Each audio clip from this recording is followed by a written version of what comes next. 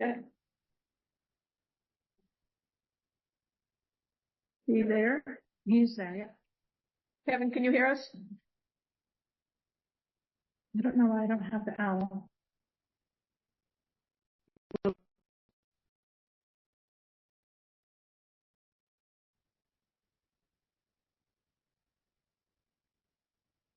Trying to get the owl to connect. Okay. Huh? Can we do it without it? It's on. It can hear us, and it's taking. Yeah, just the camera's not on. I don't know why. Well, as long as we can hear him and he can hear us. Yes. Check the video and see what happens. That's me. I don't want me. His icon say he's here. Yeah. He's in. He's muted. Yeah, eyes are on. Yeah. Kevin, can you hear us? Is he muted? He is muted. Kevin, you're muted. He doesn't ask to unmute. Go over to his side. Okay.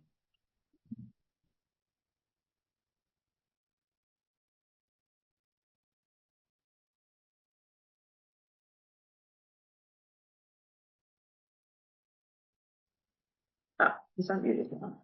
Okay, Kevin, you can hear us? Yes, I can. Okay. Okay.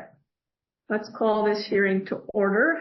So that everybody's aware, how this is going to work is we'll call the meeting to order. You're all going to take the oath.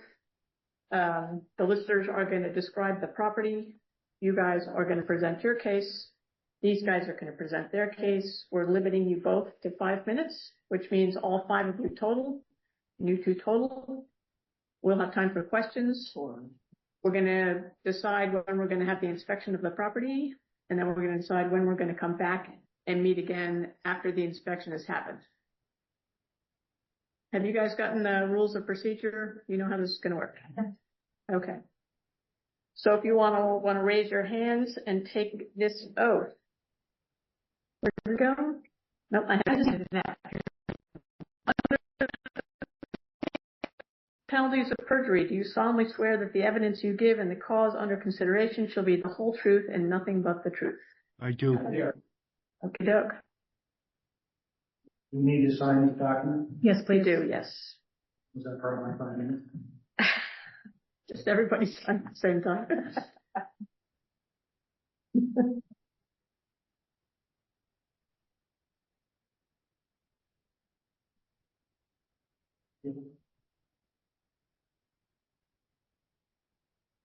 Ready for the introduction? I think we're still signing over here. Oh, Ernie, are you all set? keep us moving. Go ahead. Thank you, Sharon.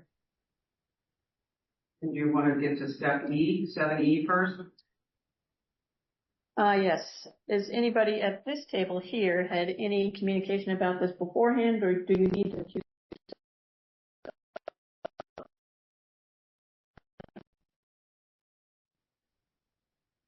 Okay. On to you, Cheryl. Great. So the first appeal here is with Great River Hydro LLC. Parcel ID is 70-006.000.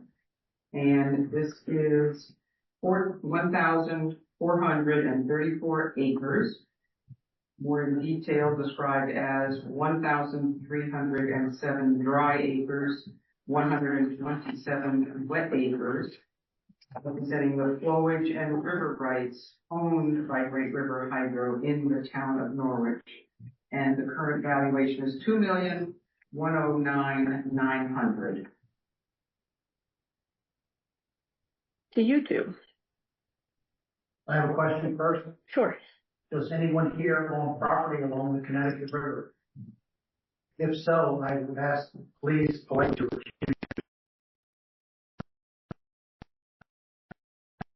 I don't believe any of us do. Go ahead. Hi, my name is Jocelyn Barrett. I'm the property tax coordinator for Great River Hydro. We are appealing the valuation of the flow easement by Great River Hydro Holes in Norwich due to the reasons set forth in the document that I had previously provided.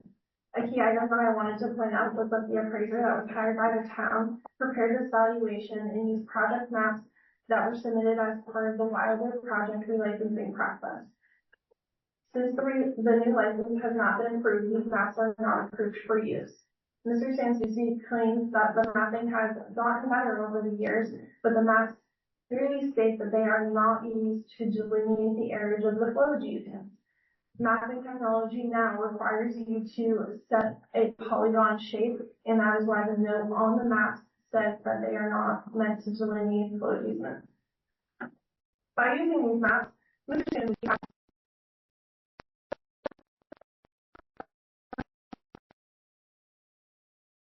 160 acres to Great River Hydro's valuation. No other property owner ever would accept an addition of 700 additional acres to their valuation without any discussion, justification, or anything at all. Furthermore, Mr. Sansucci is an appraiser, not a surveyor. During the 2018 and 2019 litigation between Great River Hydro and the town of Norwich, along with the state of Vermont, there was an agreed to acreage of 470 acres. An addition of 700 acres should have never occurred. Just for everyone's knowledge, flow easements are to protect the license holder of the first licensed hydroelectric project from being sued by the underlying owners of the property in which the easements are applicable to. Great River Hydro does not have the right to tell anybody whose property the easements go over what to do with the property.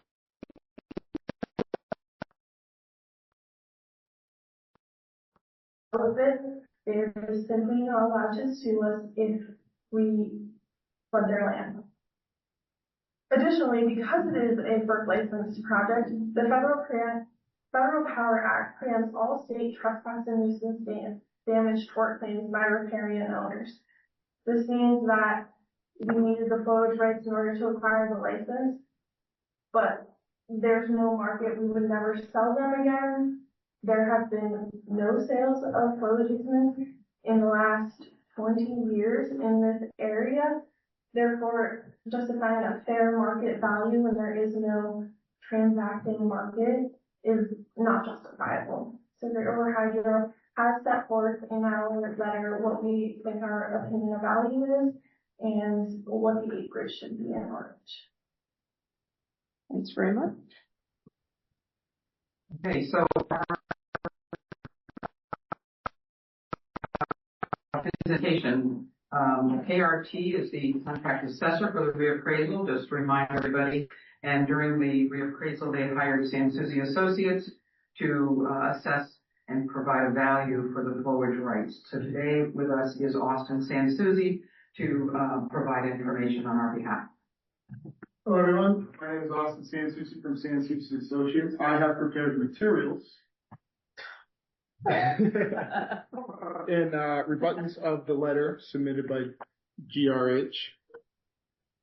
And I can just quickly explain to you what those materials are. So in front of you is, and I don't think that the company has provided this to you, is both the full decision from the Newberry case that they have cited in their letter, another decision from the Supreme Court when they appealed that case to them because that court ruled overwhelmingly on that. And then in rebuttal to her argument on the maps, I provided to you a piece of their first licensing, talking about the Exhibit G, where the flowage rights are stated on those maps. Now, right, wrong, and indifferent, those are the best maps that exist for showing flowage rights for GRH. And on the fourth exhibit, I presented you with kind of an enlarged version, color version of the measurements that were taken using our Boolean software.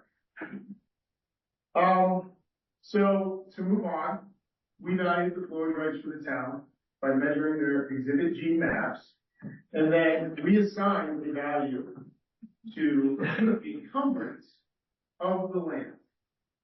So on the dry acres, we've estimated that the land is 25% encumbered. Now, overwhelmingly, the landowners are right.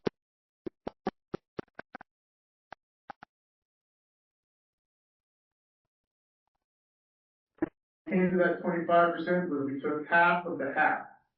Because though they don't stop them from developing on the land, they still have to, if someone does develop on that land and there's a flood event, there is no recourse for the loss of property. So the land is essentially mitigated to agricultural, timber, or recreational uses. Now now we also have 127 acres of completely inundated underwater flowage rights, acreage that is owned by someone else that is flooded all the time. That land cannot be used by the owner. Therefore, we have given that an encumbrance factor of 100%. For the land value, we took the residential backland acreage. So every citizen that has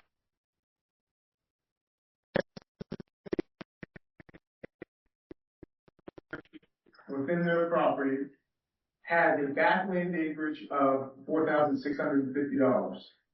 That is the rock bottom of the residential land curve based on about 100 acres.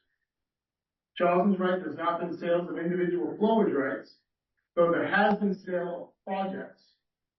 Whether or not you can delineate what those flowage rights are from that sale, it's very difficult. But the market value number that we have to be equitable with all landowners in the community is that floor in the land curve. So 25% of that $4,650 is attributed to GRH's encumbrance on the dry acreage, whether it's inside or outside of the 100-year floodplain. And then we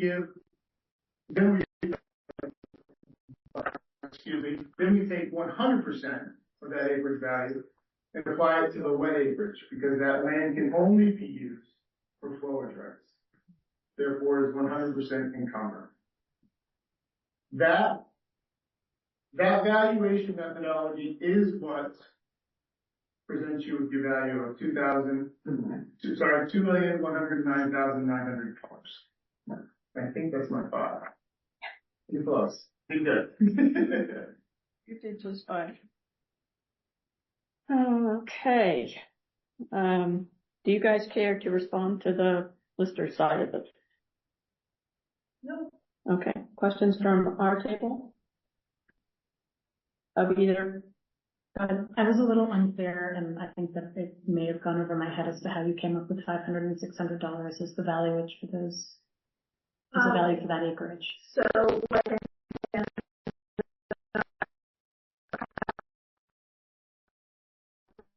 the appeal against Newbury, the appraiser that TransCanada hired at the time, that is what he came up with as an dollar per acre. And when was that?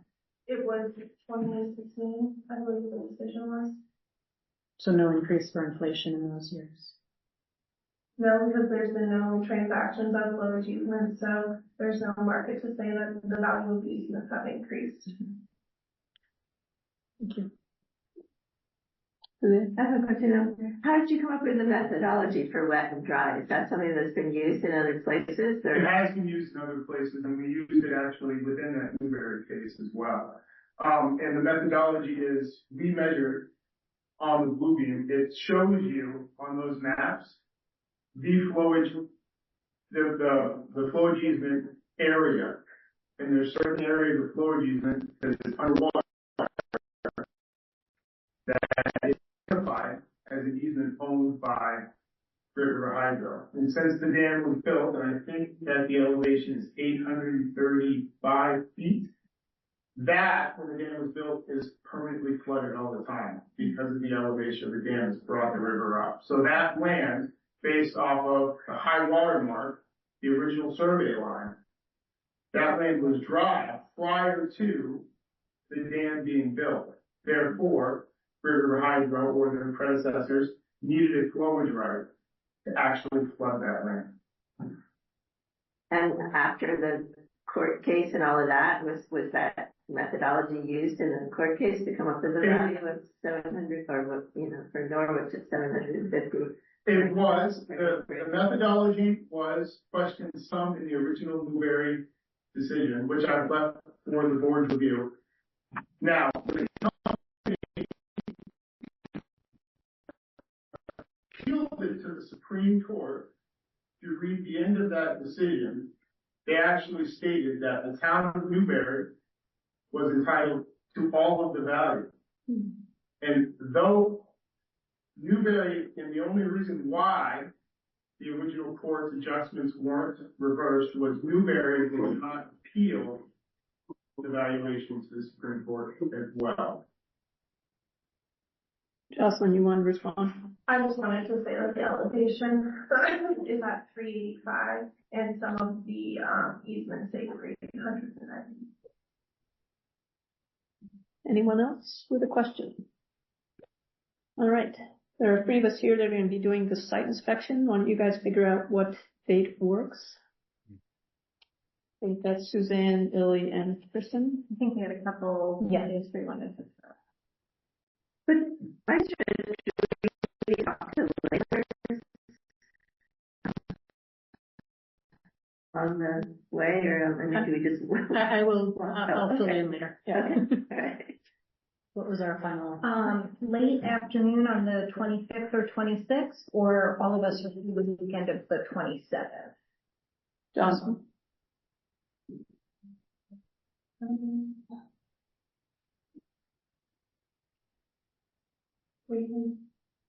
Did you specify a time on the 26th? Late afternoon into the evening.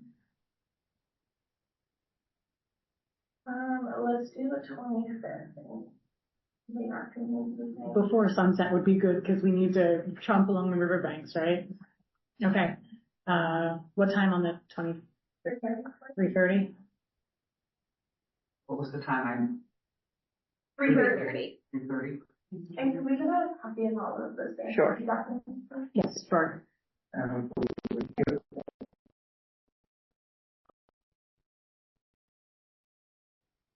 Do you guys object to the listers participating in that? What?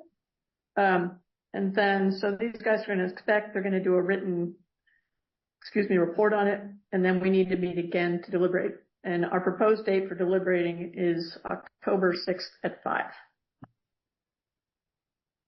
Which is a Monday. What she says. What was that? Here on the 22nd. Yeah, I will be in touch with you and we can figure out Right. logistics of where it needs to be inspected. Inspection report from the 2019 grievance or appeal. And I don't know if that still holds, or we should see the same sites or different sites. Okay, so let me email you and we'll work out the logistics. Okay. So unless anybody has more business, anyone? So we're going to adjourn this until We're going to recess this until October 6th, which is a Monday at 5 o'clock. Thank you for your time. Thanks for coming. Thank you for being so prompt and succinct with everything. And Yeah, all of you guys.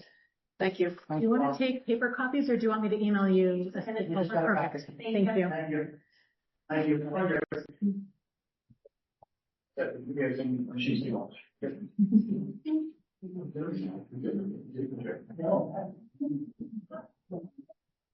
I'm going to hit the links. Okay. Awesome.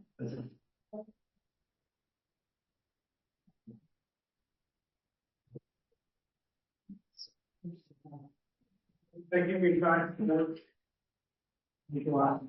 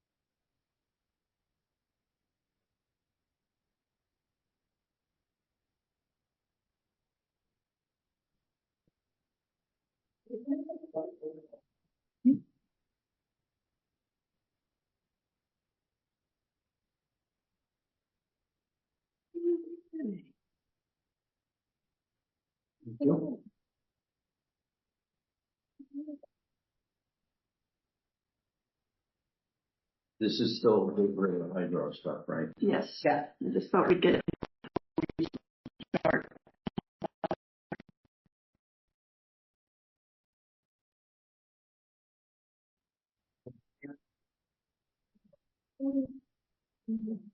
Is either of you guys want to copy this? Are you coming to the second hearing?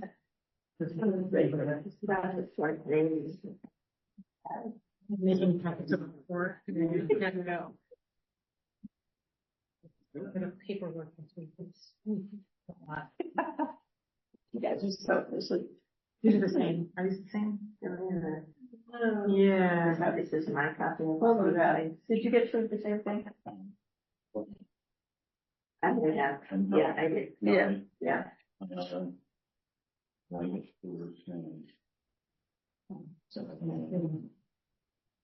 It looks like this, Dave, the one that you got through are left.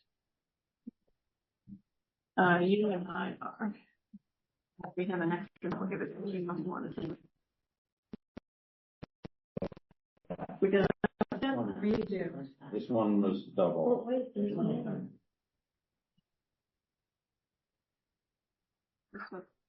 So it's really a total of four. It's really a total of 4 documents. 4 documents. Did you guys get a copy of these? Right. You're all set? Okay. We need more oath signing. Yes. 1, 2, 3.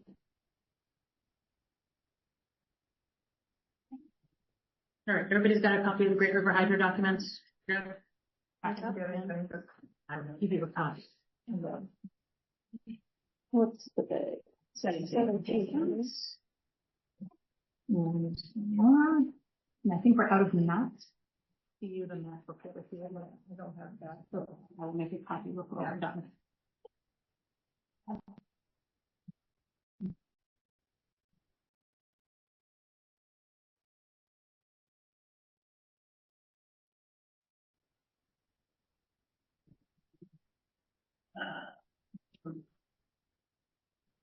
How many days are we doing?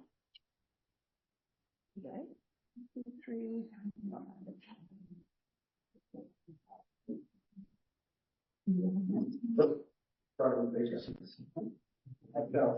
Do the listers need to sign it for each one? No, they're good. They're just copy. Yeah, she needs one.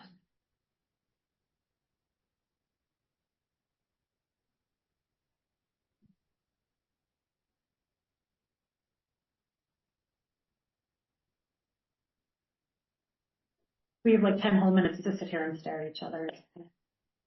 Lisa's busy doing paperwork.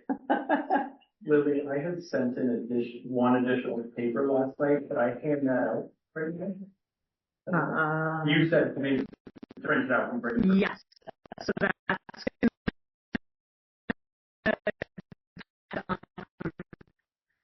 what our chair says about additional documents for appellants.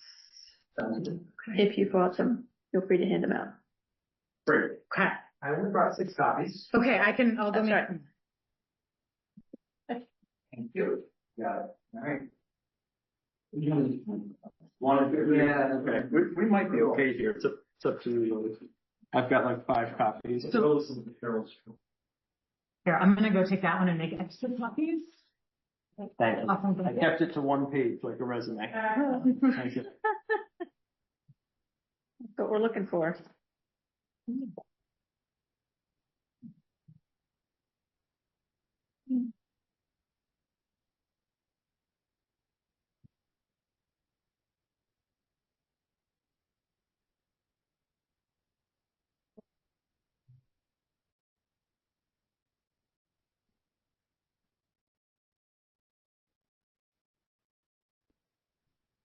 Okay.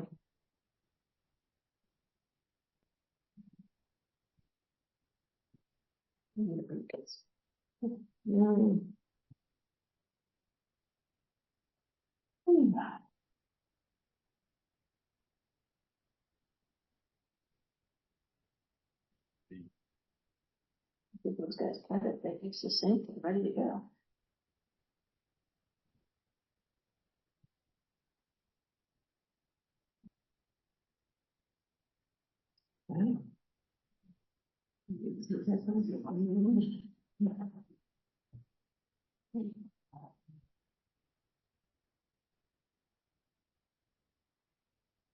That should stay tense. Instead of us. Right?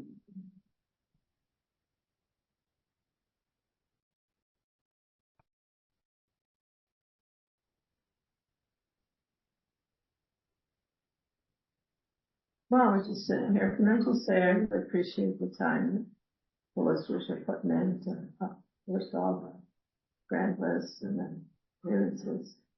Now this, and I just appreciate your time, you went, you were heard, you thought about it, you prepared materials, and you come before us, and I appreciate that. Well, thank you all for your time. This is a lot.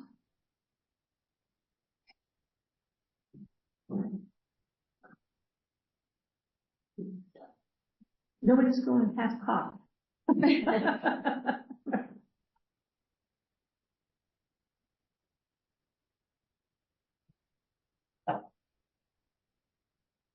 you.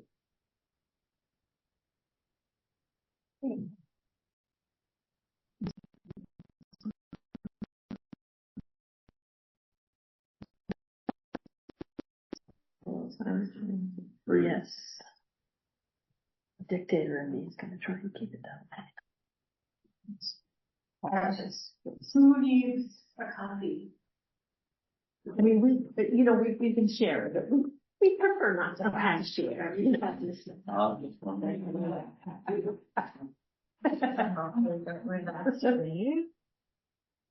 You, and this is a copy of the map. Thank you. Okay, listeners, do you want one more copy? Here you go, Arnie. What the heck? Did you get one? No, this is French. Well, if you don't. It seems preferable to sending 8,000 email attachments. Yeah. Yes. Yeah.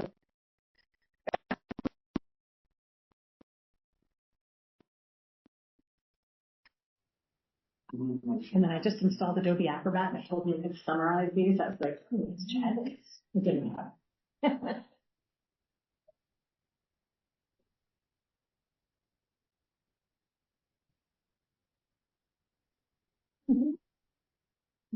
I gave her these to look at after the thing. Okay.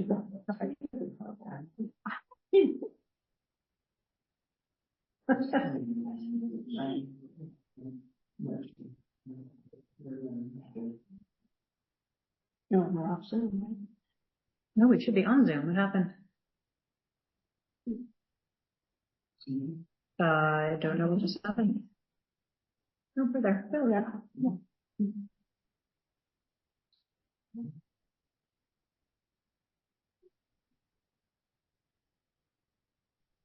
Good night.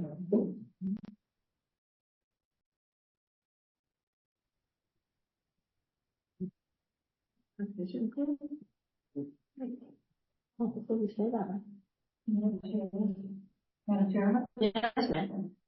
would it be appropriate for everyone to introduce themselves? I mean, we are now getting into resident.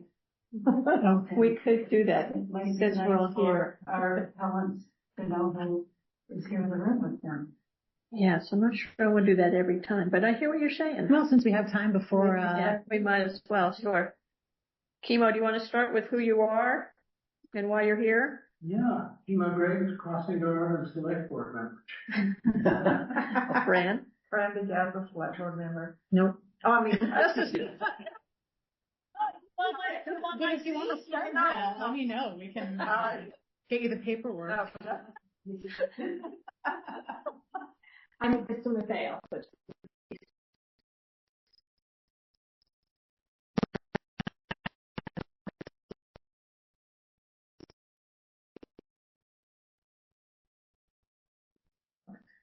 I'm Lake Spanny, and I'm Justice of the Peace and the Chair. I'm Priscilla Vincent. I'm on the select board, and therefore I'm this. I'm Suzanne Leiter. I'm Justice of the Peace. Dave Criminal, Justice of the Peace. Pam Stone, Lister. Cheryl Lindbergh, Lister. And Urge Kitchel, Lister. All right then. Thank you. Anybody mind if we start a minute early? No. All right, we're going to open the hearing then for the Evan Cavanaugh and Karen Riley. Did I say that right? On parcel ID 05-146.200. Cheryl. Oh, hold on, we got to take the oath. Yeah. Oh, if you two could raise your hands. Under the pains and penalties of perjury, do you solemnly swear that the evidence you give in the case under consideration shall the whole truth and nothing but the truth?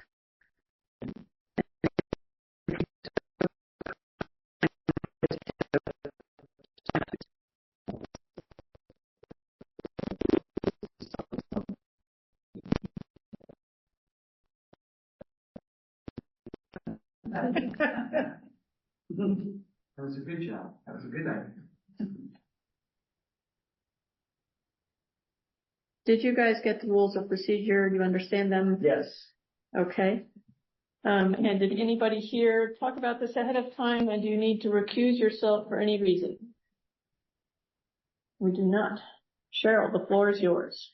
Okay, so the next hearing is for parcel ID 05-146.200. It's at 119 Barbara Lee Lane. And this is a random dwelling, residential, and present valuation at this time is $1,471,500.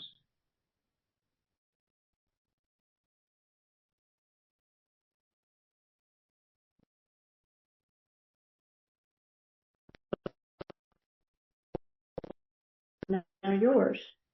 Excellent. Thank you for your time. This is a big group, and I'm sure you all have other places you'd like to be. So I appreciate your investment in this. I also recognize we all just want to get this right, and so thank you for your efforts. I'm Evan. This is my wife Karen. We live at 119 Barbara Lee Lane. Our situation is maybe a little unique in that we built the home during this process. We built the home, I think, officially finished in 2024. Based on your definition of officially finished, some rooms aren't painted yet, but maybe we'll get a pass on that. On the appeal, there's a few things I want to touch on today. So we had sent in a note for this, which I think you got before today, and then I have a slight amendment which I handed out, and I appreciate that I think most of you flipped through that. There's really three issues that remain that I want to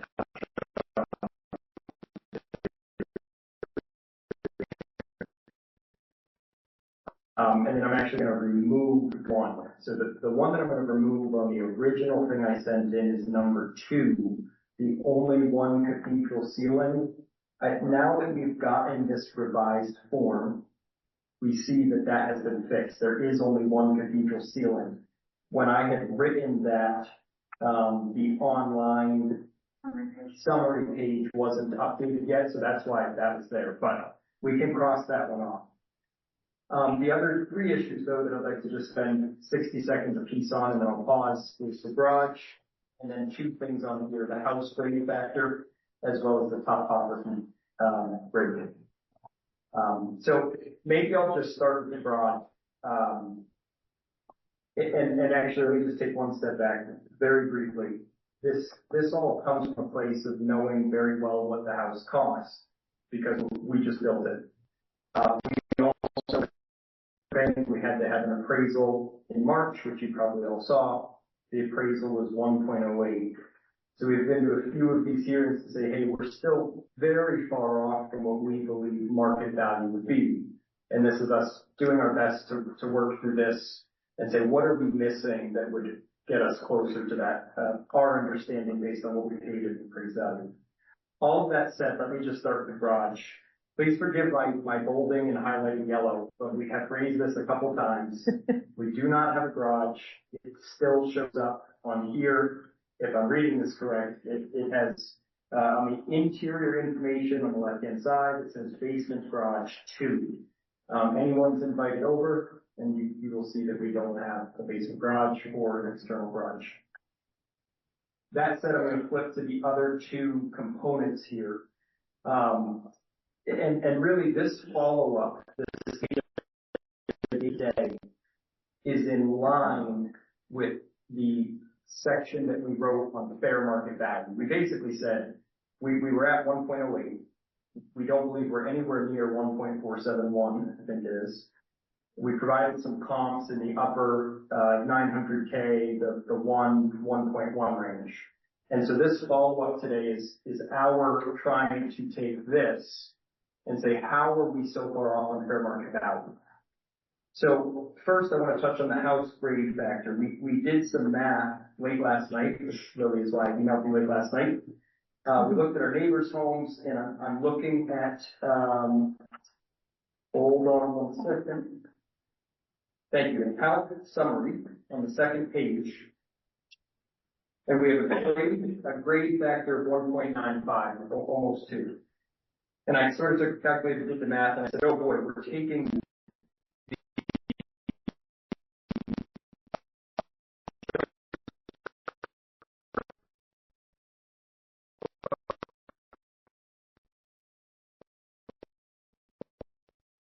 by 1.95. That seems big. What are the neighbors at?